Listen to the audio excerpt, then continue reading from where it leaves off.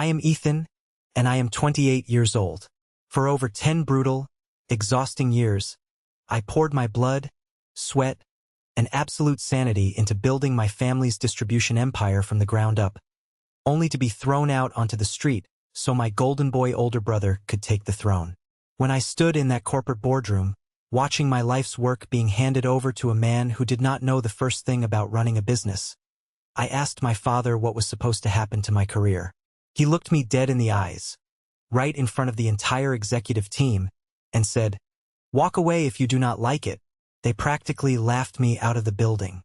But there is one massive detail they did not know. I built the very digital infrastructure they relied on, and I had access to a hidden paper trail proving they were laundering hundreds of thousands of dollars through offshore shell companies. And right now, the arrogant man who told me to walk away is leaving me sobbing voicemails, begging me to save him from federal prison. Before I tell you exactly how I dismantled their empire piece by piece, hit that like button if you believe that karma always comes to collect its debts. And please, drop a comment letting me know where you are watching from tonight. Now, let me take you back to where this nightmare really started. It was exactly 2 in the morning on a freezing Tuesday when my phone started vibrating against the cheap laminate wood of my nightstand. I am a very light sleeper, always have been. It is a leftover survival habit from years of managing overnight logistics for my family's company. For a decade, my brain was wired to wake up at the slightest buzz, waiting for emergency calls about broken-down freight trucks on the interstate or delayed shipments at the loading docks. But I did not work for them anymore. I had not spoken a single word to my father, Richard, or my brother, Julian, in exactly 3 weeks. The screen glowed in the pitch-black room, illuminating the stark, empty walls of my cramped, month-to-month rental apartment. It was a massive downgrade from the spacious condo I used to rent near the corporate office. But this place was mine. It was untainted. The caller ID flashed my father's name. I just laid there on the thin mattress, staring at it, watching the phone vibrate violently until it finally stopped. The silence in the room returned, heavy and almost suffocating. 30 seconds later, it buzzed again. Then a third time. Then a text notification popped up, immediately followed by a voicemail alert. I sat up, the cold night air biting at my bare shoulders. I reached over, unlocked the bright screen, and hit play on the voicemail. I did not expect an apology. My father was not a man who ever apologized. He was a man who commanded rooms, who demanded absolute loyalty, who expected the entire world to bend to his specific will. But the voice that came through the small phone speaker did not sound like the ruthless, untouchable CEO I knew. It sounded fractured. It sounded completely terrified. Ethan, it is your dad. I need you to pick up the phone right now. Please. Things are falling apart over here. Julian made some terrible calls with the real estate leases, and the primary vendors are threatening a massive lawsuit by Friday. We are hemorrhaging money. The board is asking questions I cannot answer. I know you are angry, but I need your help. You are the only one who understands the back-end systems. Please call me back. Help. He actually used the word help. I played the message a second time, sitting perfectly still, letting the sheer, unadulterated absurdity of it wash over me. The man who had officially erased me from his legacy, who had systematically dismantled my self-worth for 28 years, was now crying into his phone because his chosen heir was running the ship straight into a concrete wall. I did not feel a sudden rush of triumph. I did not feel the cinematic vindication you see in the movies. I just felt an overwhelming, hollow exhaustion deep in my bones. As I sat there in the dark, the phone lit up again. This time it was my mother, Victoria. Seeing her name flash on the screen did something entirely different to my chest. Tightened my breathing. It made my jaw clench. My mother was the ultimate peacemaker of the Blackwood family, or at least that was the role she masterfully played for the public.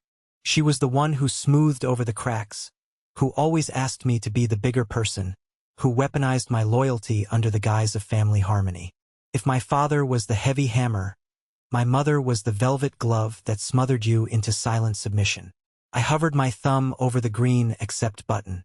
A tiny, pathetic part of the old Ethan, the desperate son who just wanted his parents to love him, screamed at me to answer it, to rush in, fix the broken leases, calm the vendors and save the day, to finally prove my worth so they would look at me and say I mattered.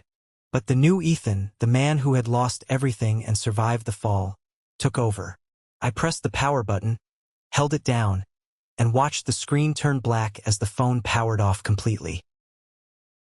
I tossed the dead piece of metal onto the foot of the bed and walked into the tiny kitchen to pour myself a glass of tap water.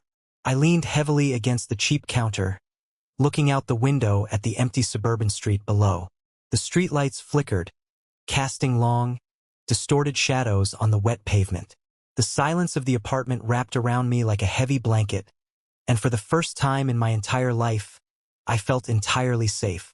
I had built a massive fortress of distance between myself and the Blackwood family, and I was not about to lower the drawbridge just because their house of cards was collapsing. You see, this was never just about a family business dispute or a stolen corporate promotion. This was about a lifetime of being told I was second best. It was about a deeply ingrained, toxic favoritism that infected every Thanksgiving dinner, every holiday, every single milestone I ever achieved. To fully understand why I walked away that day in the boardroom, and why I eventually decided to strike the match that burned their fraudulent empire to the ground, you have to understand how the rot started. You have to understand what it is actually like to grow up as the invisible son in a house that worships a false idol. If you asked my parents at a neighborhood block party or one of their pretentious HOA meetings, they would look you dead in the eye and swear on a stack of Bibles that they loved both their sons equally. They would proudly talk about how they provided a beautiful, sprawling home in the wealthy suburbs, how we never went hungry, how we had every possible opportunity to succeed in life.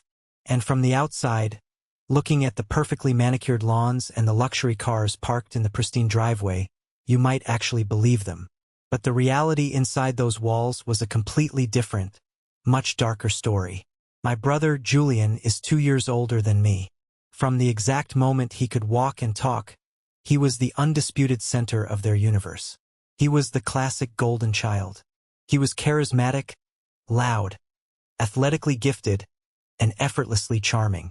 He played varsity football, he dated the prom queen, and he knew exactly how to flash $1 million smile to get whatever he wanted from anyone.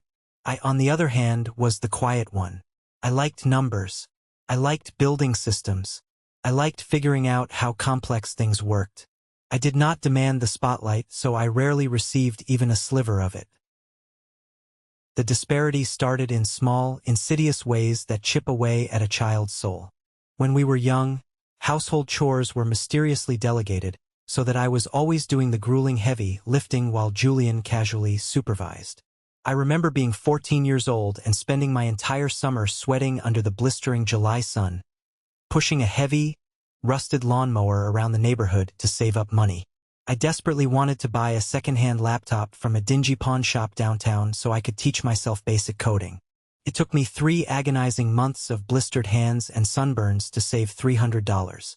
When I finally brought that beat-up, clunky machine home, I was incredibly proud. I felt like I had conquered the world with my own 2 hands. A week later, Julian walked into my bedroom and casually said he needed to borrow it to finish a high school history project. I told him no, I was using it to run a tutorial. He did not argue. He did not yell. He just waited until I went to school the next morning, walked into my room, took the laptop, and never gave it back. When I finally confronted him days later, he laughed right in my face and told me I was being ridiculously selfish, claiming his grades mattered more for his upcoming college applications. I went straight to my father, expecting him to enforce some basic, fundamental rule of fairness. Instead, my dad barely looked up from his financial newspaper. He told me that Julian had a very big future ahead of him and that I needed to stop whining over a piece of junk. He looked at me coldly and said, "It is all in the family, right? Do not be so stingy with your brother." That was the defining, unspoken rule of the Blackwood household. Everything that was mine was actually Julian's, and everything that was Julian's was strictly his. It only got exponentially worse as we got older. When Julian graduated high school, My parents liquidated a portion of their 401k and dipped heavily into their retirement savings to send him to a prestigious, ridiculously expensive private university out of state. They even bought him a brand new SUV as a going-away present. 2 years later, when it was my turn to look at colleges, the conversation was violently different. We sat around the dining table after a massive Thanksgiving dinner, and my father bluntly announced that the college fund was completely tapped out. He told me, without a hint of remorse, that I would need to take out federal student loans and go to the local state school. My mother reached across the table, patted my hand gently, and gave me her classic, sickeningly sweet smile. She told me that I was always the responsible one, the practical one, and that building character through hard manual work would be good for my development.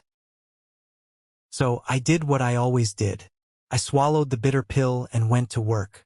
I took out the massive loans, I worked 2 exhausting part-time night shifts at a local Walmart, and I graduated at the absolute top of my class with a degree in supply chain management.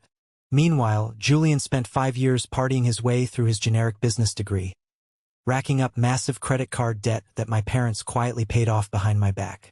After graduation, I moved back home for a few years to help my dad modernize his distribution company.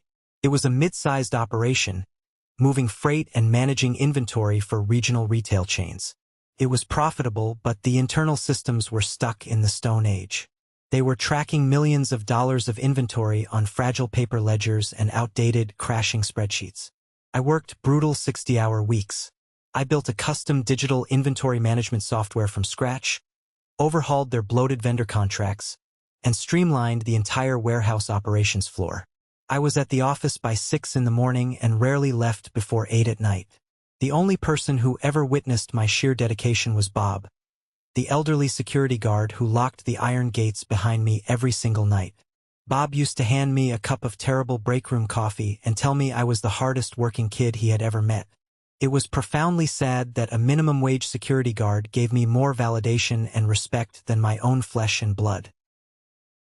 About a year after I revolutionized the company's logistics and boosted their profit margins by 20%, Julian came back home. He had bounced around a few entry-level corporate jobs in the city and hated all of them because they expected him to actually produce results.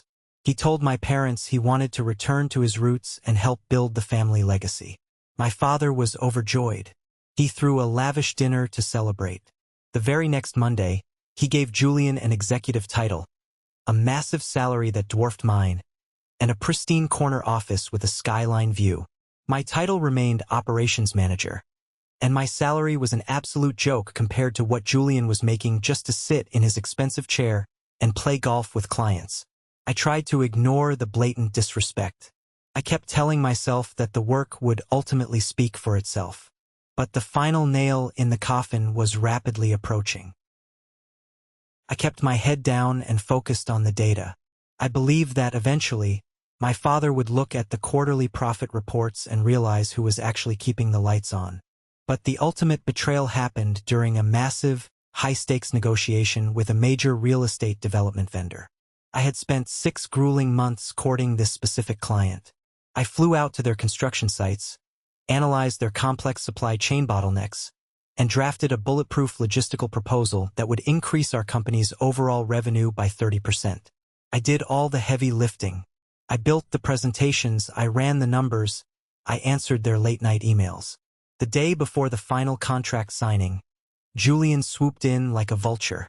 He took the client's executives out for a lavish steak dinner on the company card, slapped them on the back, poured them expensive scotch, and essentially took full credit for the entire logistical model I had built.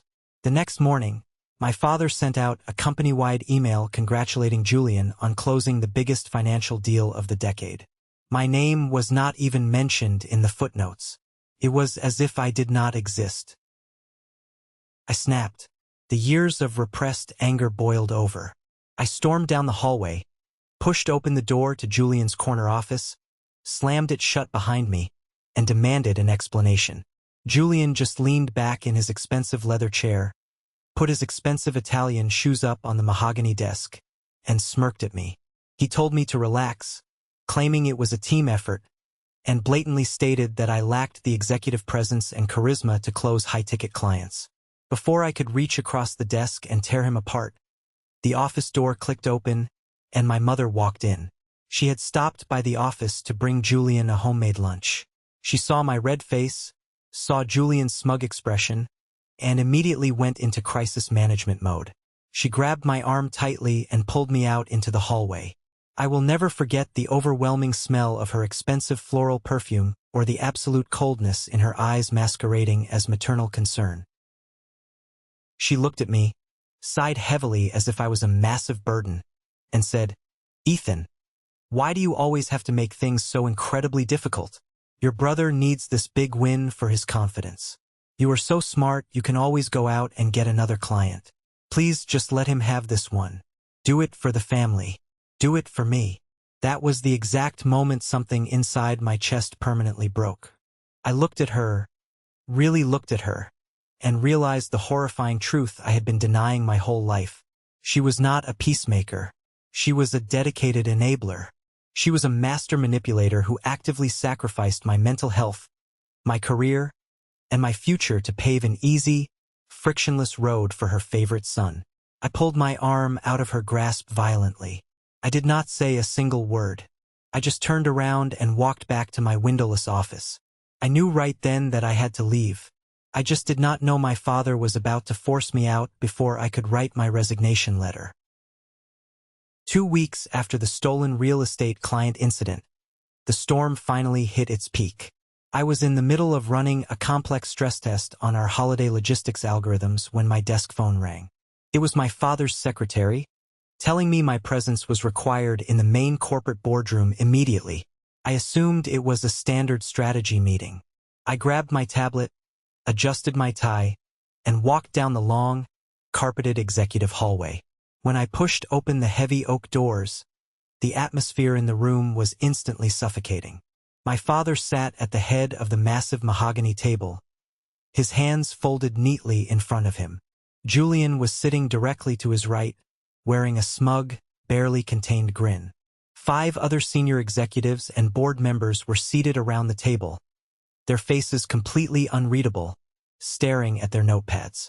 I took the only empty seat left, right at the opposite end of the long table. I felt like I was walking into a firing squad. My father cleared his throat, adjusting his reading glasses. He did not even look at me when he started speaking. He looked directly at the executives. He announced that as he was getting older, it was time to start officially transitioning the leadership of the Blackwood Company. He talked grandly about legacy, about aggressive corporate expansion, about needing a charismatic face to lead the name into the next generation. And then he dropped the bomb. He was officially stepping up to chairman of the board, and Julian was being promoted to chief executive officer, effective immediately. The executives clapped politely. Julian stood up, buttoning his tailored suit jacket, and gave a sickeningly humble speech about honoring our father's grand vision. I sat there completely paralyzed, gripping the edges of the table. Julian, the man who could not even read a basic profit and loss statement without asking me to highlight the important numbers in yellow. He was going to be my boss? When the polite applause died down, the large room grew dead quiet. I realized my father was finally looking at me. His eyes were cold, calculating, and completely devoid of any paternal warmth. I placed my hands flat on the mahogany table, forcing them to stop shaking. "So," I said, my voice dangerously quiet but echoing in the silent room, "Julian is the CEO. What exactly is my role going forward? What happens to the operations department and my salary?" Julian chuckled, a deeply patronizing sound that made my blood boil. "Well, Ethan, we appreciate your hard work down in the trenches. But as we pivot toward higher-level corporate acquisitions, your role is going to be restructured. You will report directly to my new VP of Strategy. We are actually bringing in an outside corporate consultant to oversee your department. They were officially demoting me. They were bringing in a stranger to manage the exact systems I built from scratch, and forcing me to report to Julian's hired cronies." I looked past Julian, locking eyes with my father. I wanted him to see the profound betrayal tearing me apart. I wanted him to justify it. "I built this digital infrastructure," I said, my voice rising slightly. I saved this company from bankruptcy 3 years ago by modernizing the supply chain. You know for a fact he has no idea how any of it works. My father's face hardened into a mask of pure fury. He slammed his flat palm violently against the table, a sharp crack that made two of the executives jump. "Do not disrespect your brother in this room," he snarled. "This is a corporate decision, not a petty family dispute. Julian has the vision. You are merely a technician. You are free to stay in your new capacity, but if you do not like the direction we are going—" He paused, his eyes narrowing into dark slits. "Walk away if you do not like it. Walk away." He said it with such casual ease, discarding 10 years of my fierce loyalty, 10 years of my sacrifice, like a piece of garbage. He wanted me to quit so he would not have to pay a severance package. He wanted me gone so Julian would not have a constant, walking reminder of his own incompetence staring him in the face every single day. I didn't yell. I didn't flip the mahogany table. I didn't give them the satisfaction of an emotional breakdown. I stood up slowly, picked up my tablet, and looked my father right in the eye. "All right," I said. "I am walking." I turned around and walked straight out of the boardroom. I went to my office, grabbed a cardboard box, and packed only my personal items. A framed photo of my dog, my lucky coffee mug, my favorite pens. I left all the complex company manuals, the external hard drives, the planning documents sitting right on the desk. Let Julian figure it out. As I walked out of the building, the sun was just starting to set. Bob, the security guard, was at the front desk. He looked at my box, then up at my face. He didn't ask any questions. He just stood up and held the heavy glass door open for me. "Good luck, kid," he said quietly. That was the only real goodbye I got. I drove out of the state that very night. I did not tell anyone where I was going. I rented a cheap apartment 3 states away, changed my phone number, and spent the first 2 weeks existing in a state of numb exhaustion. I thought I had cut the cord. I thought the worst of the betrayal was over. I was so incredibly wrong. In the 3rd week of my absolute exile, my new prepaid phone rang. It was Sarah, the lead accountant from the family business. She was a sharp, no-nonsense woman in her late 50s who had always treated me with respect. I had secretly given her my new number before I left, strictly for emergencies. "Ethan," she whispered, sounding completely out of breath.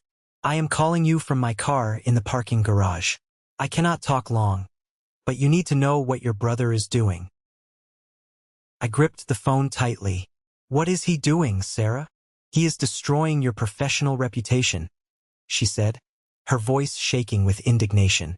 "The transition has been an absolute disaster. Julian does not know how to run the automated vendor portals. Major shipments are missing, massive invoices are bouncing. The board of directors is furious. And Julian is blaming everything on you." My stomach dropped to the floor. "What do you mean?" "He held an emergency board meeting yesterday. He told the executives that you threw a massive tantrum and intentionally sabotaged the routing algorithms before you quit. He said you maliciously deleted vital vendor contacts. He is framing you for his sheer incompetence, Ethan. And worse, he found the 5-year logistics expansion model you were working on, the one targeting the new e-commerce sector. He presented it to the board this morning and claimed he wrote it entirely by himself. He is passing off your genius as his own to save his job." A cold, heavy, terrifying silence fell over me. They didn't just want me gone from the building. They wanted me ruined.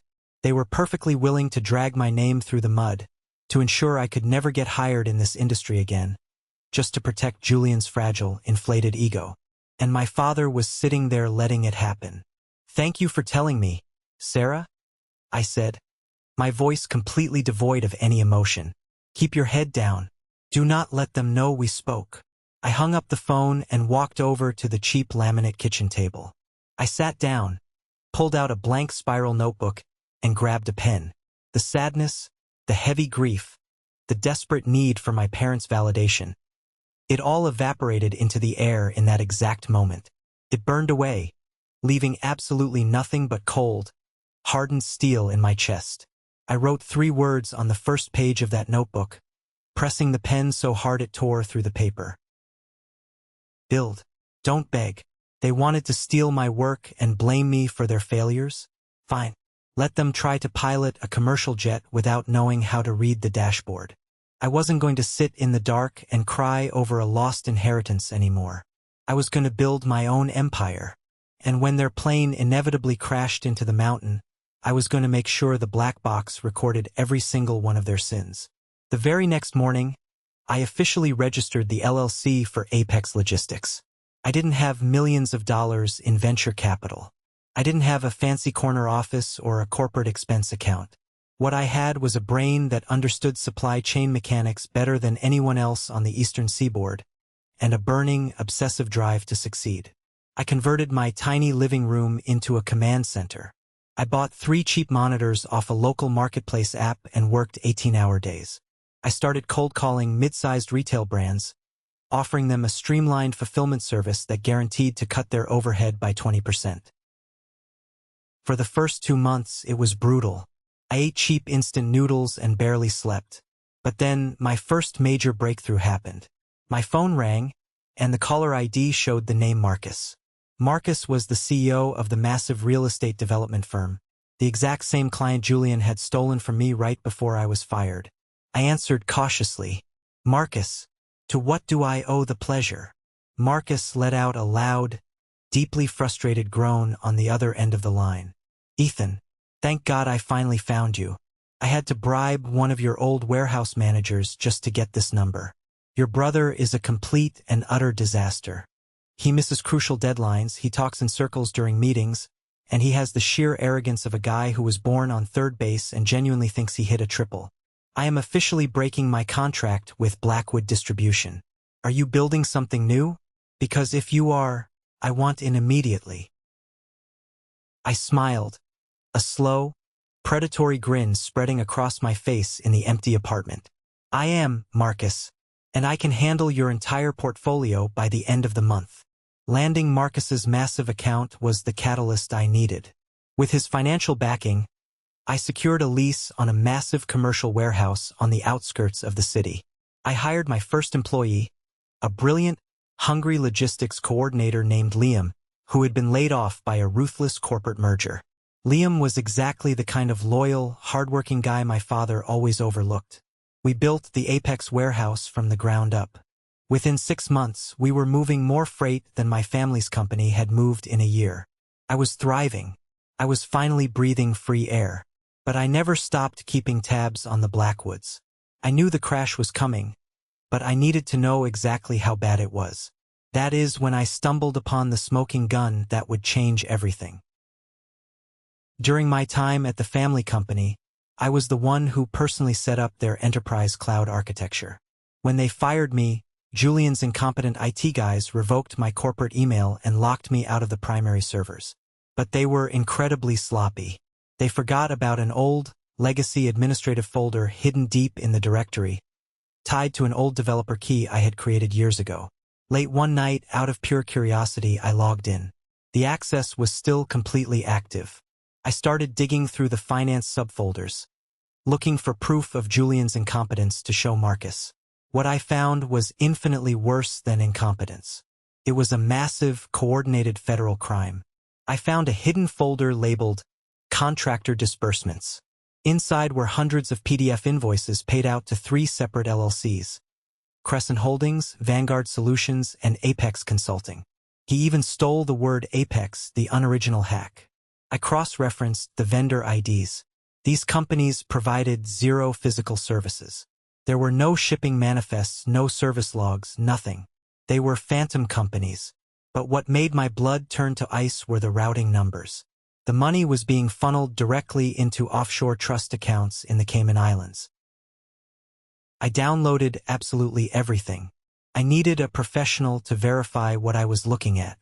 I called Chloe, a sharp, deeply cynical financial analyst I had gone to college with. She owed me a massive favor from our university days. I sent her the encrypted files and told her to follow the money trail. 2 days later, Chloe called me.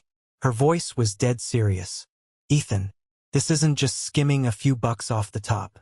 This is massive corporate fraud. Whoever is running these shell companies has systematically siphoned almost $600,000 out of Blackwood distribution over the last 14 months. Julian, I said, my jaw tight. He is bleeding his own company dry. It is a massive lawsuit waiting to happen. It gets worse, Chloe said, the rapid clicking of her keyboard echoing over the phone. I traced one of the recent disbursements. $50,000 routed through Crescent Holdings last month. The funds were immediately wired back to a domestic account used for a wire transfer to a luxury car dealership in Miami. Someone bought a custom Porsche 911 in cash, using stolen corporate funds disguised as a contractor fee. A Porsche. Julian bought a luxury Porsche while the company was failing to pay its legitimate vendors. I leaned back in my chair, staring at the ceiling. The sheer, breathtaking audacity of it. Chloe? I asked quietly, my heart pounding in my chest. Who signed the authorization forms for these phantom transfers? Are Julian's initials on them? Chloe was quiet for a long moment. When she spoke, her voice was soft, laced with profound pity.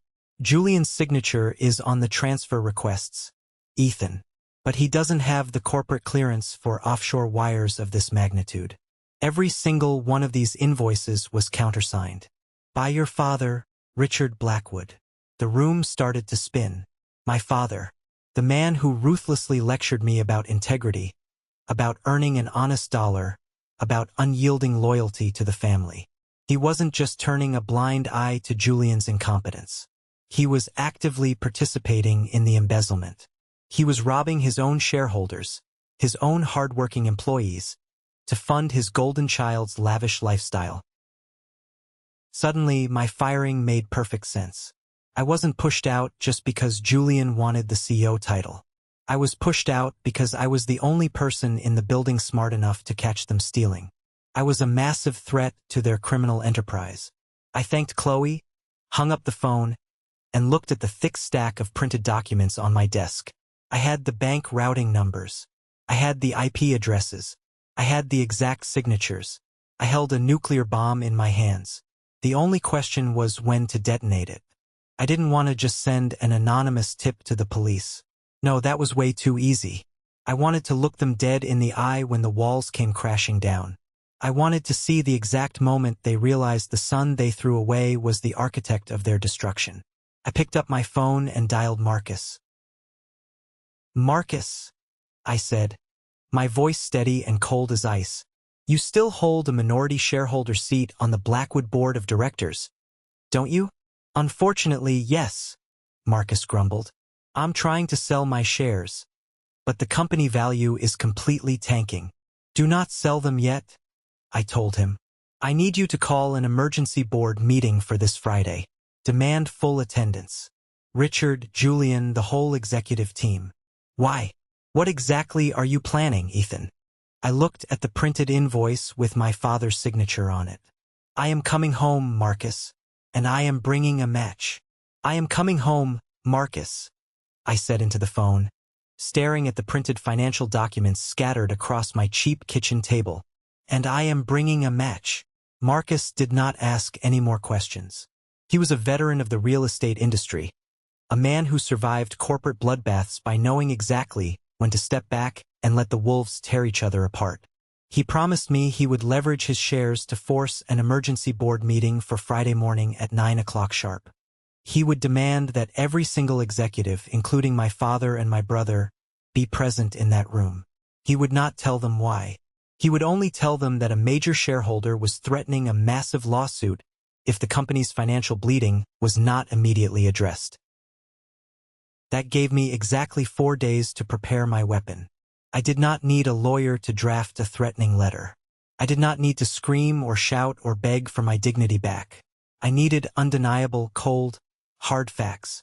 I spent the next 72 hours working exclusively with Chloe, digging through the digital trash Julian had carelessly left behind. We compiled everything. Every offshore wire transfer, every fake invoice from the shell companies, every email where Julian demanded expedited payments to the Cayman Islands. We printed it all out and organized it into 6 identical, heavy black binders. But I knew Julian. I knew my father. They were cornered rats, and cornered rats are incredibly dangerous. If they had even a single second to prepare a defense, they would find a way to spin this. They would manipulate the board, destroy the digital evidence, or try to pin the embezzlement on a lower-level employee. I needed them to walk into that boardroom completely blind. I needed them to be suffocated by their own arrogance. And that is when Elena called me. Elena used to be my administrative assistant back at Blackwood Distribution. When I was pushed out, Julian instantly gave her a massive promotion, doubling her salary to keep her loyal to his new regime. She was ambitious, cutthroat, and completely untrustworthy. When my phone lit up with her name on Thursday afternoon, just 18 hours before the board meeting, I knew exactly what was happening. Julian was panicking about the emergency meeting. He was sending out his spies to figure out where the attack was coming from. I let it ring 3 times before I answered, making sure my voice sounded tired and defeated. "Hello, Elena. Ethan. Oh my goodness. It is so great to hear your voice," she chirped, her tone dripping with fake sympathy. "I know things ended terribly when you left, but I just wanted to check in. How are you holding up? Everyone around the office misses you."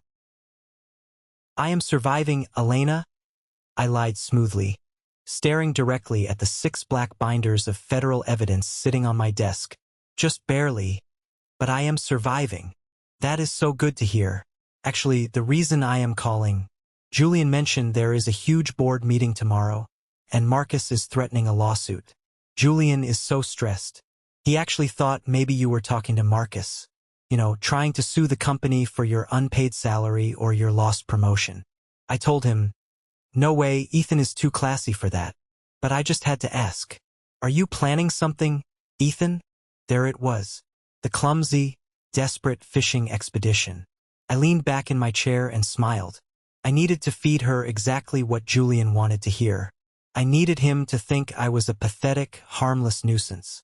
"Elena, please don't tell Julian I said this," I whispered, injecting a heavy dose of fake desperation into my voice. "But yes, I spoke to Marcus. I am completely broke. I cannot even afford a decent lawyer.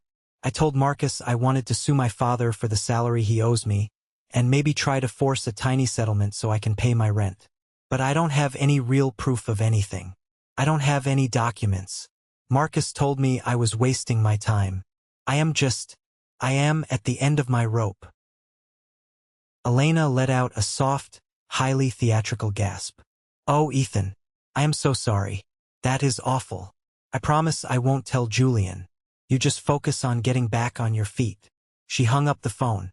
I knew for an absolute fact she was sprinting down the hallway to Julian's corner office at that very moment. She was going to tell him that his little brother was broke, desperate, completely unarmed, and trying to scrape together a pathetic lawsuit over unpaid wages. Julian would laugh. My father would roll his eyes. They would walk into that board meeting on Friday morning thinking the biggest threat they faced was a disgruntled former employee whining about fairness. They would lower their shields. The trap was perfectly set. Friday morning arrived. The sky over the city was overcast, a heavy, dark gray that threatened rain. I put on a tailored, charcoal gray suit I had bought specifically for this day.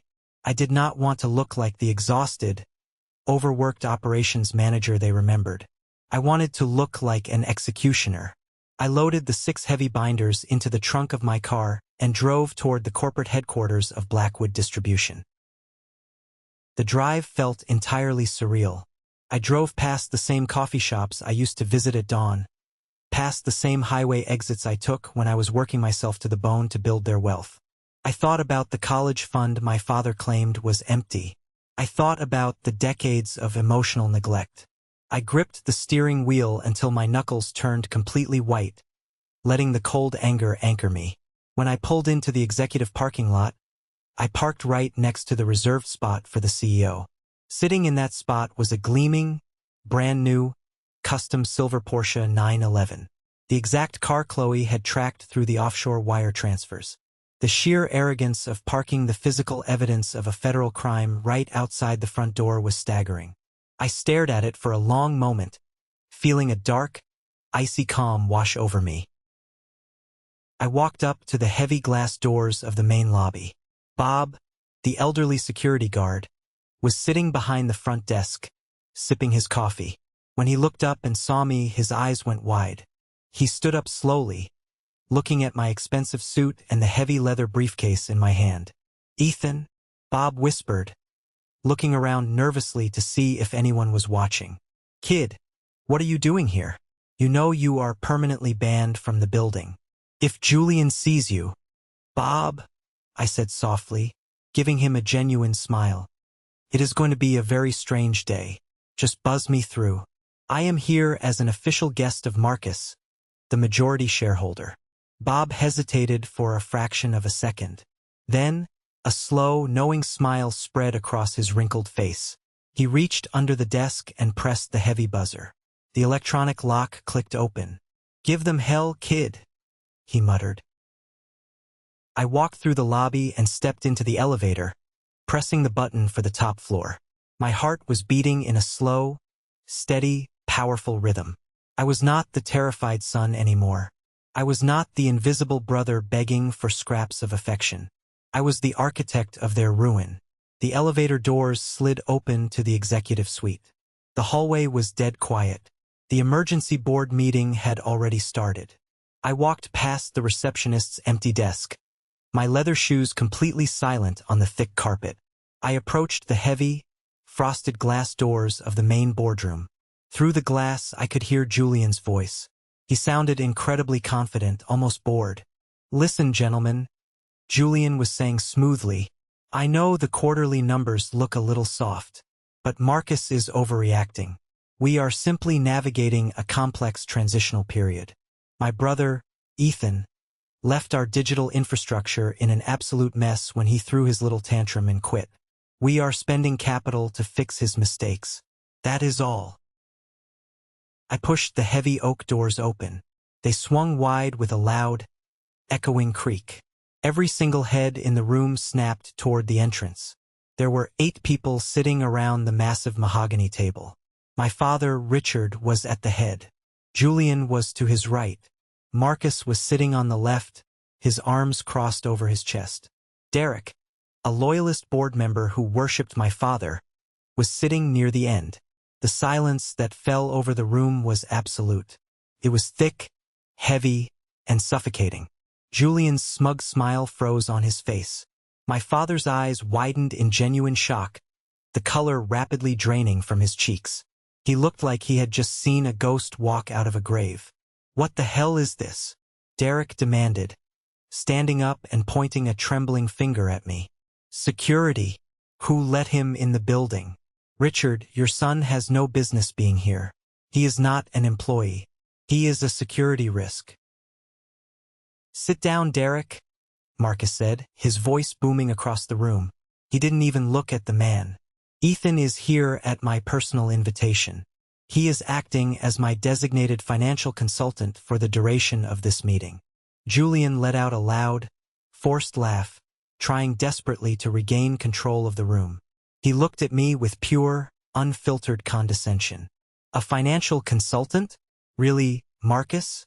Elena already told me what this is about. Ethan is broke. He is here to beg for a severance package or threaten a pathetic lawsuit for unpaid salary. Ethan, this is a board meeting, not a family therapy session. You need to leave before I have you physically dragged out." I did not blink. I did not flinch. I walked slowly to the only empty chair at the opposite end of the table, the exact same chair I sat in on the day they fired me. I placed my heavy leather briefcase on the polished wood. I looked directly into Julian's eyes, and then shifted my gaze to my father. "I am not here for a salary," I said, my voice dangerously calm, cutting through the tension like a razor blade. "I am not here to sue you, and I am certainly not here to beg. I am here to explain exactly why this company is bleeding to death. And I am here to show the board exactly where the money went." Julian's forced smile vanished entirely. The trap had slammed shut, and they were finally looking at the teeth. "You have absolutely nothing to show," Julian sneered. though I could hear the faint, microscopic tremble in his voice. He glanced nervously at my father, who was sitting perfectly rigid, his knuckles white as he gripped the armrests of his chair. You are a bitter, fired employee trying to cause a scene because you couldn't handle the pressure of a real promotion. I unlatched the heavy brass locks on my briefcase. The sharp click-clack echoed loudly in the silent room. I pulled out the 6 thick, black binders and slid them firmly across the polished mahogany table.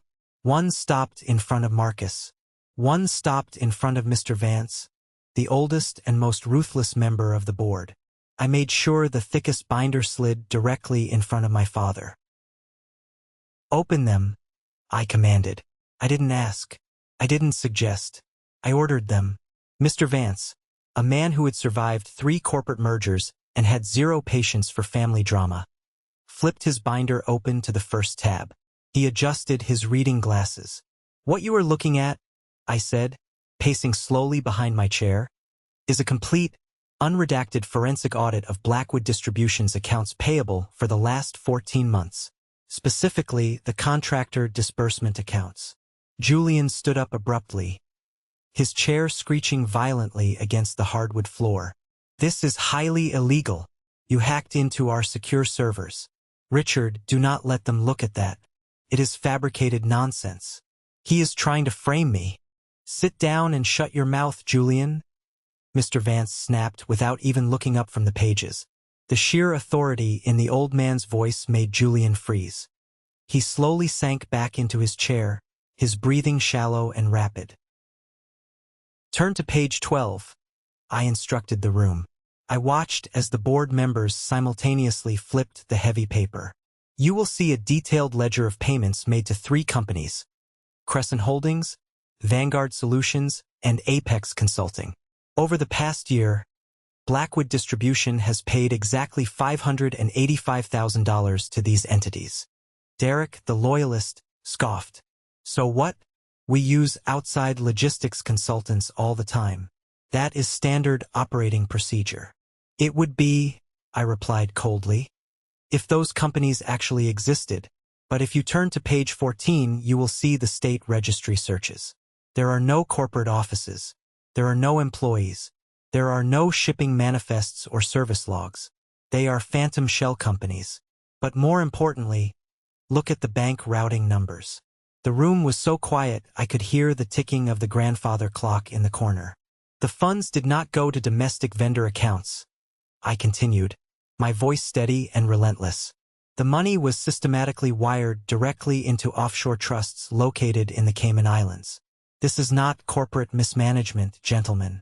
This is highly coordinated, federal-level embezzlement. A collective gasp rippled through the board members. Marcus looked at me, a grim smile playing on his lips. Mr. Vance's face turned completely red with absolute fury. Julian was panicking now. His face was covered in a sheer layer of sweat. He looked at the board, holding his hands up defensively. He is lying. He manipulated the digital records. I don't know anything about the Cayman Islands. This is insane. I reached into my suit jacket and pulled out a single high-resolution photograph. I tossed it onto the center of the table. It was a picture of the gleaming silver Porsche parked downstairs. Turn to page 22, I said, never taking my eyes off Julian. Last month, a wire transfer of $50,000 was sent to Crescent Holdings. 48 hours later, $45,000 was wired from that exact Cayman account back to a luxury car dealership in Miami. It paid for the custom Porsche 911 currently sitting in the CEO's reserved parking space downstairs. You bought a luxury sports car with stolen vendor funds, while our real estate partners were threatening lawsuits for unpaid invoices. You son of a bitch, Julian hissed, standing up again, his fists clenched. You think you can just walk in here and ruin my life? You have always been jealous of me. You are nothing. I am the man holding the receipts. I fired back, my voice echoing like a gunshot. I didn't back down. I didn't raise my pitch. I crushed him with absolute, terrifying calm. But don't worry, Julian. I know you aren't smart enough to set up an offshore shell corporation by yourself. You don't even know how to convert a PDF. Which brings me to the final section of the binder. Turn to page 30. This was it. The absolute climax. The moment I had been waiting for my entire life. I looked directly at my father. Richard Blackwood was staring down at the open binder in front of him. He looked like a man standing on the gallows, watching the executioner reach for the lever. Julian's signature is on every single internal request for those wire transfers. I told the silent, horrified room. But as CEO, Julian's discretionary spending limit is capped at $25,000. He physically could not authorize those massive offshore transfers alone. The bank requires a secondary executive signature for anything over the limit. Mr. Vance flipped to page 30. He stared at the documents, his mouth slightly open. He looked up, his eyes locking onto my father with pure, unadulterated disgust. Every single one of those fraudulent offshore transfers, I said, my voice dropping to a deadly whisper, was manually countersigned by the chairman of the board, my father, Richard Blackwood. The silence shattered. The room exploded into chaos. Derek dropped his pen, staring at my father in complete horror. Mr. Vance slammed his fist onto the table so hard his coffee cup rattled. Richard, Mr. Vance roared. Is this true? You signed off on stealing $500,000 from your own shareholders to fund this idiot's sports cars. My father finally looked up. The arrogant, untouchable patriarch was gone. He looked old. He looked small. He looked utterly terrified. He opened his mouth, desperately trying to find the manipulation, the spin, the lie that would save him. I didn't know the extent of it. My father stammered, his voice cracking. He pointed a shaking finger at Julian. Julian told me they were critical consulting fees. He said we needed the offshore tax advantages. I trusted my son. I didn't look closely at the paperwork. I am innocent. Do not play the victim, Richard. Marcus intervened, his voice dripping with venom. You are the most micromanaging CEO in the history of this state. You don't authorize a $10 lunch receipt without reading the fine print. You knew exactly what you were doing. You robbed us to protect your golden boy. Julian stared at our father, absolute betrayal flashing across his face. You are throwing me under the bus? You told me to set up the accounts. You said it was my early inheritance. The word inheritance hung in the air like toxic gas. They were tearing each other apart. The unbreakable bond of the golden child and the devoted father was disintegrating under the pressure of federal prison. Mr. Vance stood up, towering over the table.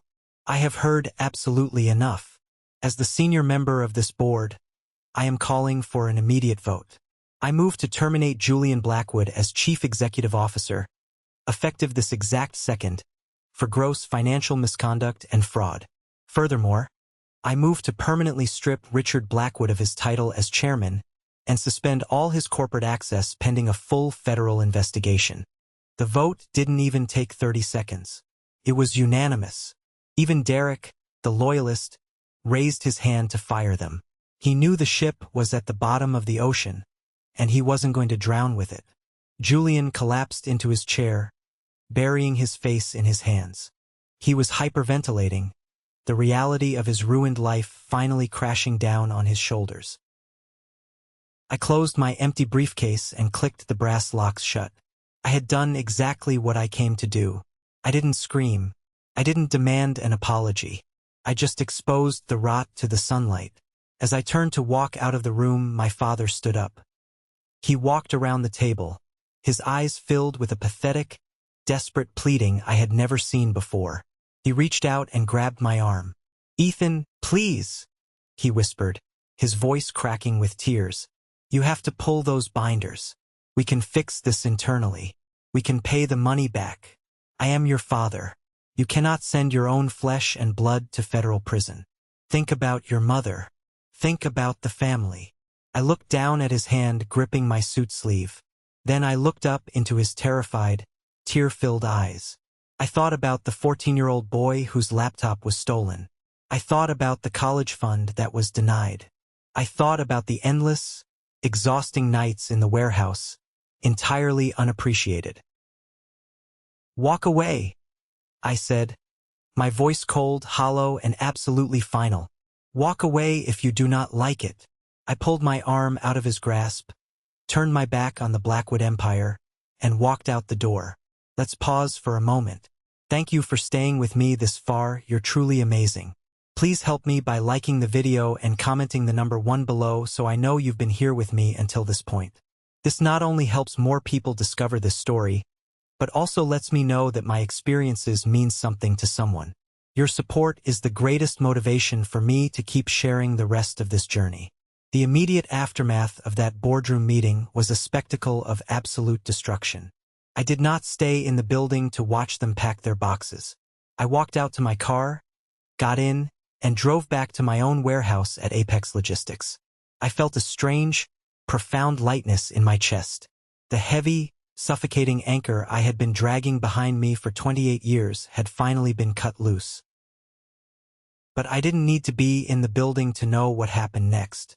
Sarah, the lead accountant who had originally tipped me off, kept me thoroughly updated via text messages throughout the week.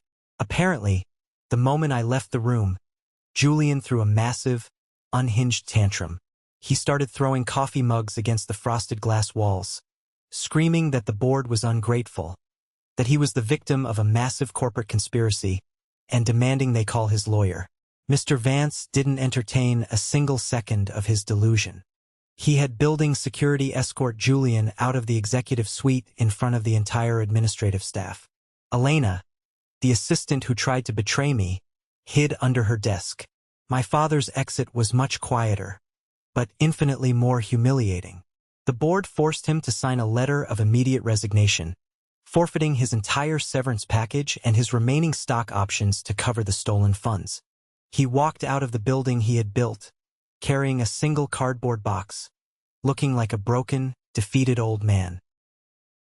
But losing their jobs was just the absolute beginning of the nightmare for them. You see, when you embezzle over $500,000 using interstate wire transfers to offshore accounts, it ceases to be a simple family dispute or a civil lawsuit. It becomes a major federal crime. Marcus and Mr. Vance were legally obligated as board members to report the findings to the authorities to protect the remaining shareholders from liability. Exactly 1 week after the fateful board meeting, on a rainy Wednesday morning, a fleet of black SUVs pulled up to the Blackwood Distribution corporate headquarters. The IRS Criminal Investigation Division, alongside agents from the FBI's Financial Crimes Unit, raided the building. They confiscated every hard drive, every filing cabinet, and every server in the facility. Simultaneously, a tow truck arrived at the executive parking lot.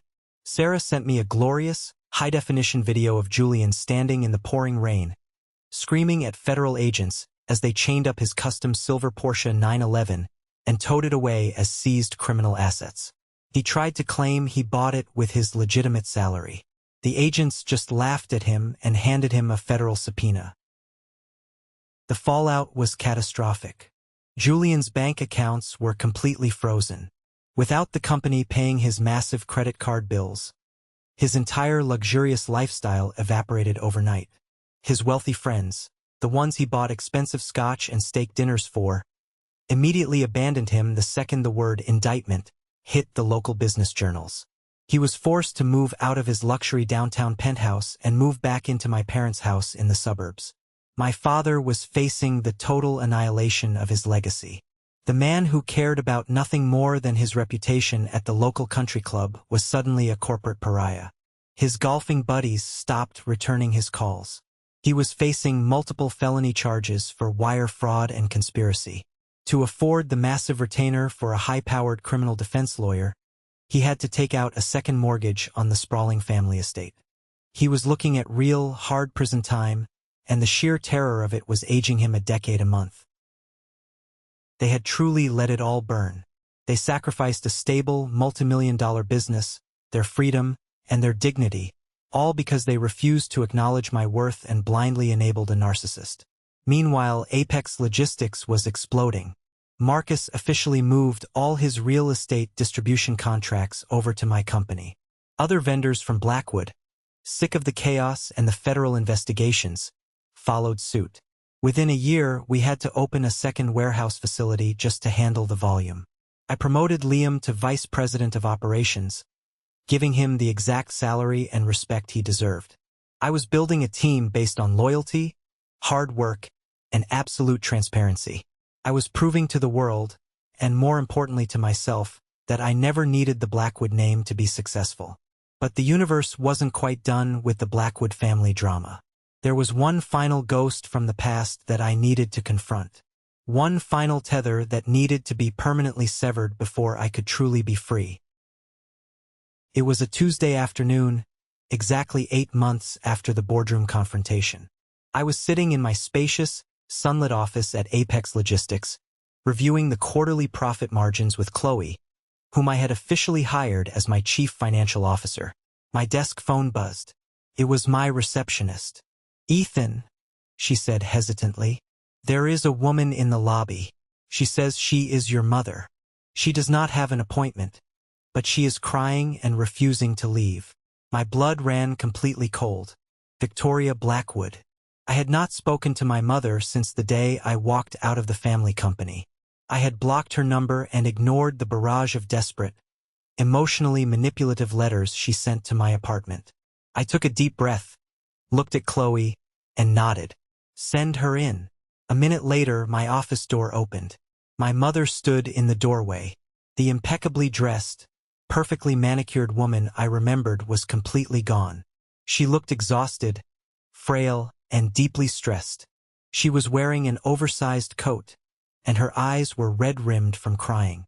She looked around my beautiful office, taking in the expensive furniture, the bustling warehouse floor visible through the glass wall, and the sheer undeniable success I had built without them.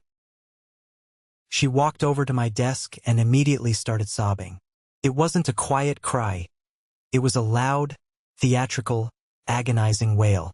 "Ethan, oh my beautiful boy," she wept, reaching out across the desk to grab my hands. I immediately pulled my hands back, folding them safely in my lap. She blinked, surprised by the cold rejection, but quickly recovered her victim routine. "Ethan, you have to stop this," she begged, tears streaming down her carefully powdered cheeks. "You have to call Marcus and the board. You have to tell them to drop the federal charges. Your father is having heart palpitations from the stress. The lawyers are draining our entire retirement fund. And Julian is facing 5 to 7 years in federal prison. He is your brother, Ethan. He won't survive in a place like that. Please, I am begging you. Do it for me. Do it for our family." I stared at her. I didn't feel an ounce of pity. I didn't feel sadness. I just felt a profound, clinical disgust. "I cannot drop federal charges, Mother," I said calmly. "I am not the Department of Justice. They committed wire fraud. They stole $500,000. They are facing the consequences of their own actions. It has absolutely nothing to do with me." "But it was your fault," she suddenly snapped. The mask of the grieving mother slipped for a fraction of a second, revealing the toxic, venomous entitlement underneath. She quickly caught herself and tried to soften her voice. "I mean, if you hadn't brought those binders to the meeting, if you had just come to us privately, we could have handled it." "Handled what?" I challenged, leaning forward. "Handled the fact that my father was helping Julian steal from the company? Tell me something, Mother. When exactly did you find out about the Cayman Island accounts? Did you know before I left?" She froze. The tears magically stopped falling. She looked away, her eyes darting nervously toward the door. That was all the confirmation I needed. "You knew," I whispered, the final puzzle piece locking into place. "You knew they were stealing. You knew Julian was buying luxury sports cars with stolen money. It was his inheritance," she suddenly yelled, slamming her hand on my desk. "Julian was struggling. He needed a financial cushion to maintain his lifestyle. Your father was just advancing him his inheritance early. You always landed on your feet, Ethan. You never needed us. Julian needed us. He deserved that money." The sheer, breathtaking delusion of her words hit me like a physical blow. She didn't view it as a crime. She viewed it as Julian's divine right. In her twisted mind, the entire universe, including the company's shareholders and my own sanity, existed solely to serve her golden child. If my father went to prison, it was a sacrifice she was willing to accept, as long as Julian got his way. If our family died today, she would plan my funeral just to make Julian look like a tragic, grieving hero. "Get out," I said, my voice barely a whisper, but vibrating with absolute authority. "Ethan, please, you can talk to the judge. You can say it was a misunderstanding over custody of the corporate accounts." I said, "Get out of my office." I stood up, towering over the desk. I looked down at the woman who had birthed me, the woman who had systematically destroyed my self-worth for almost 3 decades to protect a criminal. "You are not a mother. You are an enabler. You allowed my father to abuse me. You allowed Julian to steal from me. And now, you have the absolute audacity to walk into the empire I built with my own bleeding hands and beg me to save the men who tried to bury me. I do not have a mother. I do not have a father. And I certainly do not have a brother. You are all dead to me." She stared at me, her mouth opening and closing like a suffocating fish. She finally realized that the obedient, desperate little boy was gone forever. She turned around, clutching her expensive purse, and practically ran out of my office. I watched her walk through the lobby, out the glass doors, and into the parking lot. I didn't feel a single ounce of regret. I sat back down in my chair, exhaled a long, deep breath, and looked at Chloe, who was standing quietly by the door. "Are you okay, boss?" she asked gently. I looked around my office. I thought about Liam managing the floor. I thought about the massive contracts we had just signed. I thought about the peace I felt every single time I walked into my empty, quiet apartment at night. "I am perfect, Chloe," I smiled. "Let's get back to work." Later that evening, while I was cleaning out an old box of files from my apartment, I found the original spiral notebook. The cheap, drugstore notebook where I had furiously scribbled those 3 words on the darkest night of my life. "Build. Don't beg." The ink was slightly faded, but the message was stronger than ever. I held it in my hands for a long moment. I didn't need it as a reminder anymore. I wasn't building an empire out of spite or revenge. The revenge was already complete. The karma had been collected in full. Now I was just building for myself. I smiled, tossed the notebook into the trash can, and turned the lights off. And that is exactly how I survived the Blackwood family. I learned the hardest lesson a person can ever learn. Sometimes the most toxic people in your entire life are the ones who share your last name. You do not owe your abuser's loyalty just because you share DNA. Walking away is not a sign of weakness. It is the ultimate declaration of your own worth. Have you ever faced something similar with your own family? Have you ever had to cut ties with the people who were supposed to love you the most? Share your story in the comments below. I read every single one of them, and your courage helps others realize they are not alone. And please, don't forget to like and subscribe so you don't miss the next journey. Until next time, stay strong, and always protect your peace.